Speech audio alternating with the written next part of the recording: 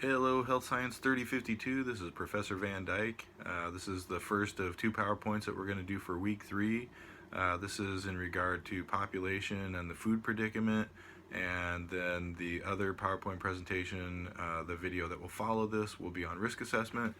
So we'll go ahead and post both of those for week 3, which is September 8th and September 10th. And we're going to go ahead and jump right into it. So tonight we're talking about how do you manage environmental pressure in regard to the human growth population, in regard to the food supply, and really kind of more broader reaching topics. But we're definitely going to focus on how you match up the food supply with the growth of humankind. So as you remember from the last lecture, we're on a current J curve of human growth, which means that we're essentially on an exponential growth for the human population where it's consistently doubling. And you remember that from the last lecture that we had. So we're going to move through these 13 slides in regard to the human growth population, and then we'll do another video for the Thursday class as well in regard to risk assessment. So with population control, we have a few essentially what choices do we have. We're on slide 1 right now.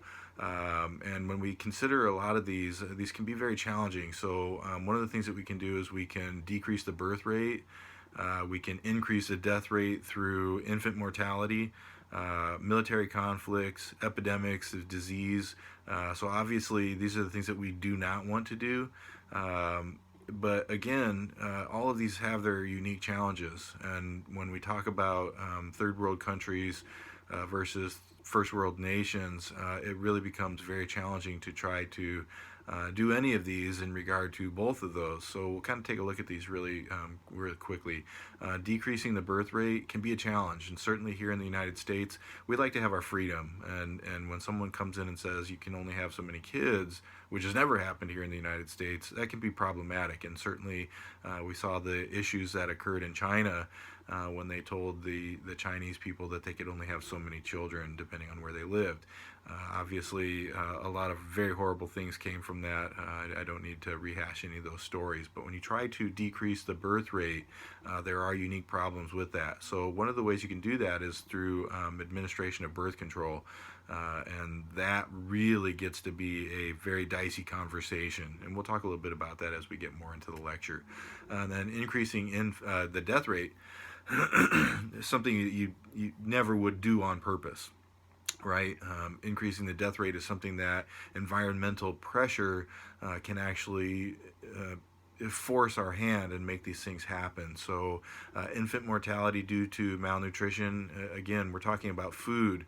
And if the human population continues to grow exponentially and the food supply grows more of an additive fashion, that's a problem. And that becomes a real challenge because you're going to end up with more people than we can actually supply with food. And that ends up usually affecting very strongly infants, that they will be affected by a lack of food.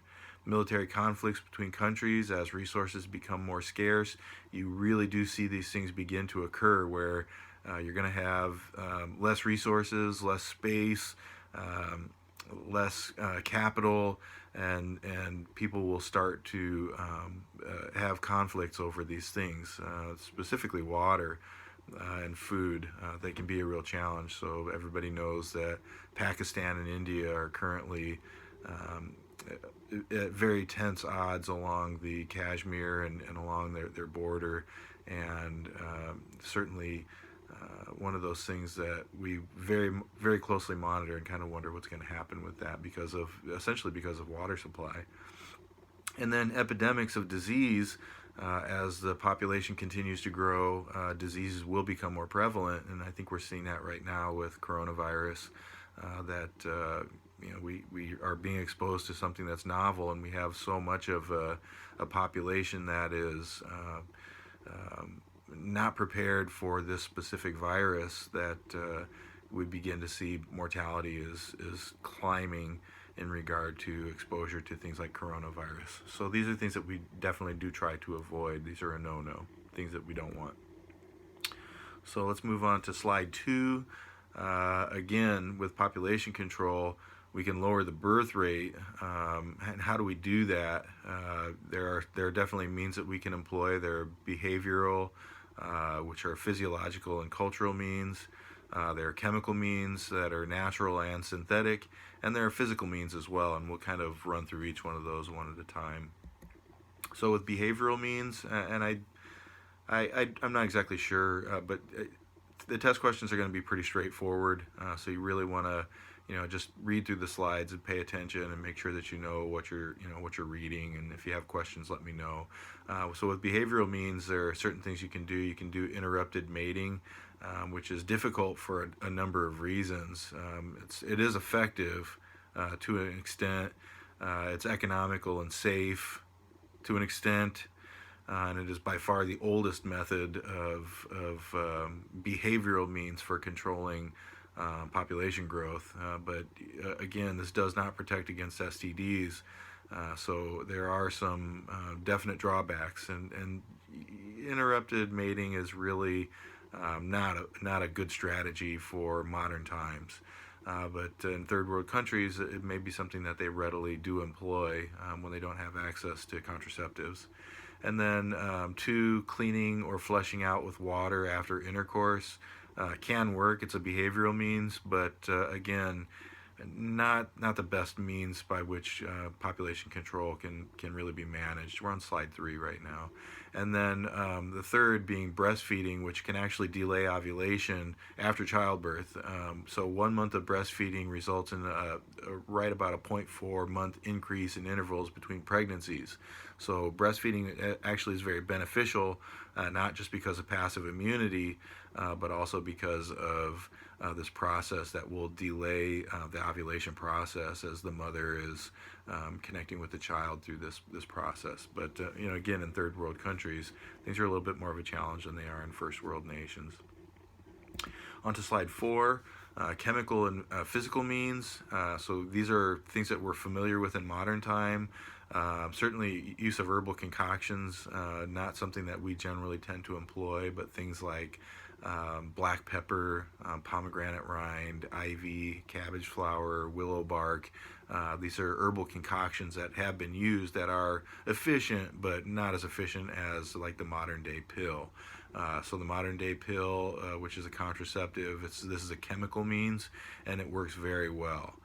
Diaphragms used for women are physical means. They work very well.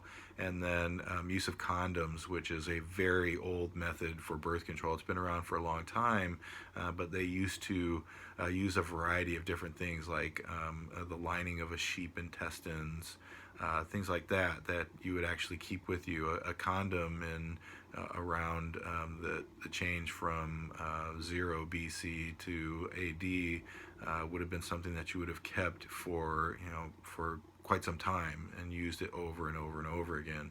So while it was very efficient, it definitely had its drawbacks. But again, if you fast forward to modern times, to present day, one of the best means for practicing birth control is the modern day contraceptive pill with the use of a condom simultaneously, which is about 99.9% success ratio. So chemical and physical means are very common and very readily employed in first world nations, but certainly in third world countries it can be a challenge, and educational components to instill support for birth control can be problematic. Even here in the United States, I mean, we have a really tough time with allowing people to understand that education in birth control can be very beneficial, and at the same time it can reduce things like STD rates and youth pregnancies, which can be a real challenge to try to manage in specific areas. On to slide 5. Modern family planning. Modern family planning is a good way to reduce the birth rate, but at the same time, as I'd mentioned before, it can be very challenging because people don't really want to have you impose your will upon them, even if you are a public health professional, and it can be problematic. But again, with regard to working in a developed country, this is something that we can affect a positive change to be able to instill in individuals a desire to plan how they're going to have their families. Certainly a 14-year-old is not prepared by modern standards to start a life and have a job and support a child, and that can be very challenging. So with modern family planning, a couple of the things we look at three things primarily. We look at the mother's age, we look at their intervals between birth, and we look at the number of births during that woman's reproductive life. All of these things can play a factor in regard to how they would and potentially be planning for potential problems, and also planning for the future of their child here on Earth. So with the age of the mother on slide 6, we're dealing with family planning as needed for primarily two age groups, women that are greater than 35 years of age and teenagers. Fertility life goes between the ages of the early teens to late 40s, and from a biological standpoint, it's between about 20 and 30 years. So with the age of the mother, when we talk about family planning, we're really talking about two things here. How do we protect adolescents from becoming pregnant before they're prepared to start their lives, really, in regard to being on their own? And certainly when you have a child, all of a sudden there are a lot of confounding factors that can affect an individual's life, including the health and safety of the infant itself. And then with greater than 35 years, we're dealing with individuals that may have reproductive issues and possibly things like Down syndrome, which increases as the mother ages beyond that 35-year range. So when we plan in regard to the age of the mother, these are the conversations that you would be having in your hospital-based facilities. How do we keep from having teenage pregnancies? And how do we best make sure that women that are having children at greater than the age of 35 are best protected so that they can have healthy children? Intervals between births on slide 7 gives the mother time to replenish her reserves for the next fetus. So obviously having a child is very draining on a mother's anatomy and physiology simultaneously, and these greater intervals at about 2-year intervals are a very important opportunity for the mother's body to repair before she prepares to have her next child. So undernourished mothers go through maternal depletion syndrome, which causes premature aging, weakness, and anemia. Again, these things are not ideal, but can definitely manifest in negative components in regard to child health, the offspring health, the mother's health, and these can have ramifications throughout both of their lives. An interval of less than 2 years can have health effects for the infant and certainly for the mother as well. So intervals between birth can be very important. When we're here in the United States, we can do a lot more planning. When we're in a developed country, we can plan for these things. But certainly when you live in a developing country where infant mortality is so high, as you remember with the age structure of sub-Saharan Africa, maybe they don't have the opportunity to wait that 2-year period so that they can ensure that their progeny survive. On to slide 8. Number of births per woman. So women with many children can have more problems bearing children, obviously. So usually the second and third pregnancies are fine, but when you start getting beyond that into the fourth pregnancy, you start to develop risks associated with maternal health and infant health as well. So these fourth, fifth, sixth pregnancies can be potentially problematic for the infant and for the mother.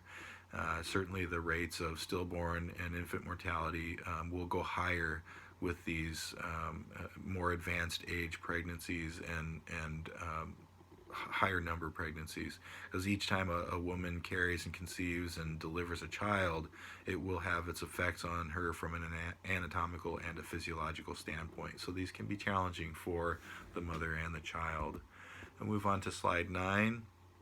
So pills used by 39% of women are roughly 97 to 99% accurate. They have hormones, progesterone, estrogen, progesterone combinations, and there are a lot of different things that can be definitely different for a mother's body to experience. Some of them can be very positive, in regard to use of things like RU486. It can have positive effects on individuals that have very painful menses. It can also have positive effects in regard to specific hormones. It can there are a lot of different things that can be beneficial through the use of RU486, including, but most importantly, the ability for a woman to decide when she wants to have a child, and I think that's really the most important thing here. And then there's the Norplant and Depo-Provera. These are all very common chemical means upon which an individual and a family can plan for their family and how they want to see that grow, and when they choose to do that can be very important in regard to minimizing what we would essentially begin to see as problematic growth in the human population. So slide 10, some additional means for family planning, some surgical sterilization means, and these would definitely be physical means through surgery. So you have the male sterilization process where the vas deferens is snipped. This is going to be a cutting or blocking of the vas deferens, which is called a vasectomy.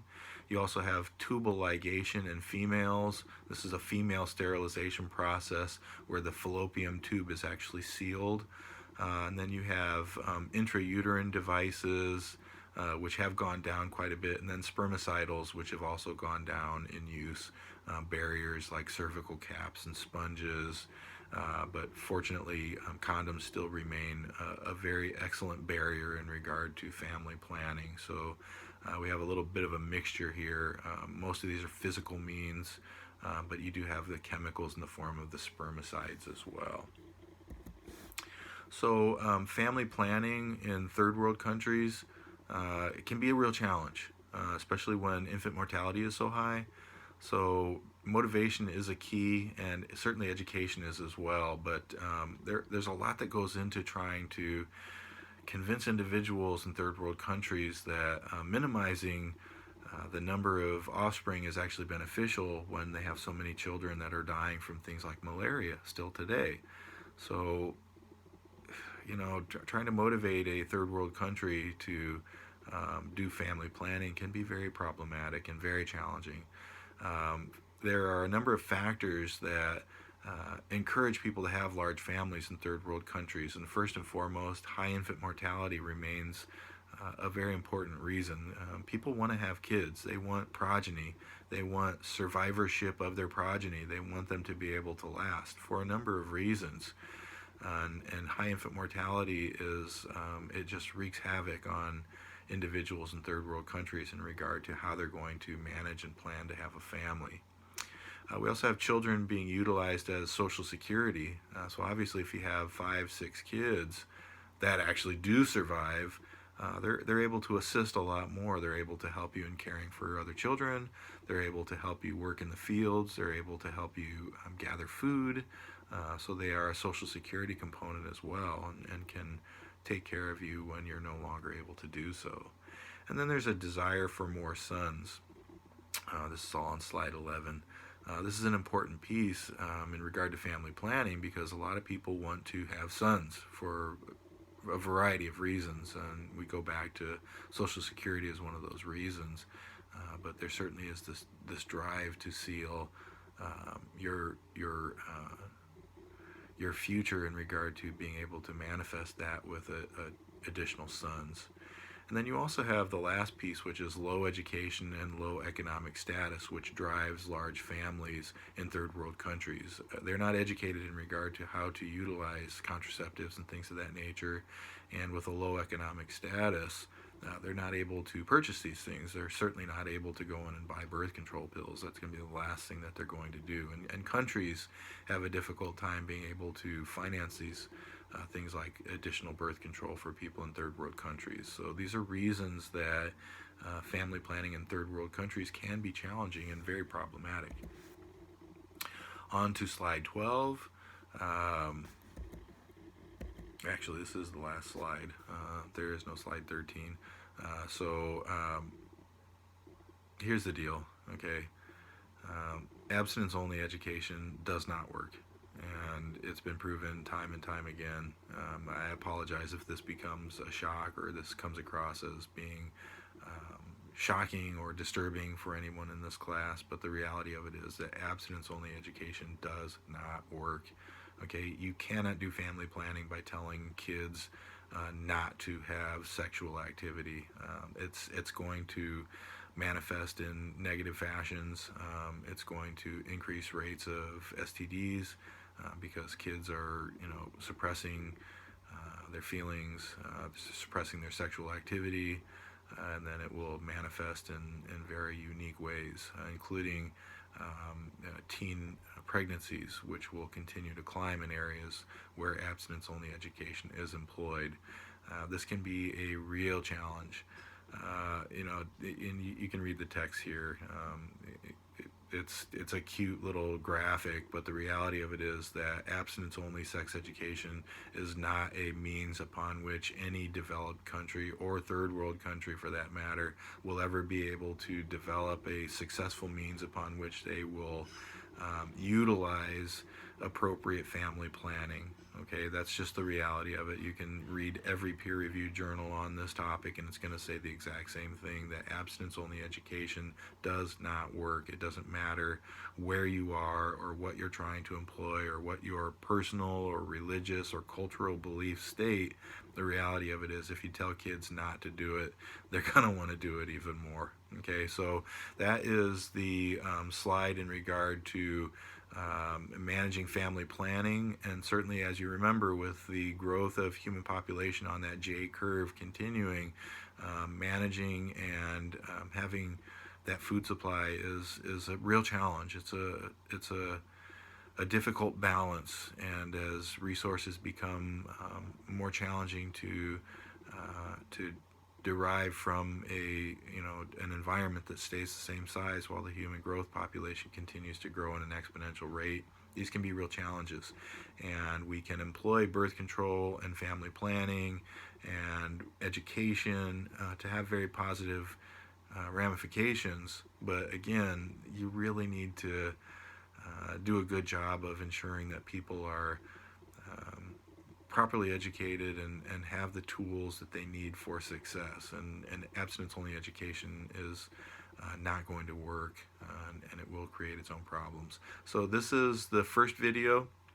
I'm going to go ahead and close out this video, and I'm going to do the second video for the week 3, which is risk assessment. A very important topic that I want to make sure that you have a good understanding of risk assessment, but certainly I need you to understand as well that when it comes to environmental pressure, the current trajectory of human growth is only going to be sustainable for so long, and then environmental pressure will cause us to have potential ramifications associated with that you saw in the earlier slides as well, like military conflict and high infant mortality and things of that nature. So we'll go ahead and stop this video now. If you have any questions, email them to william.vandyke@csusb.edu, and I'm always happy to answer your questions. Thank you so much.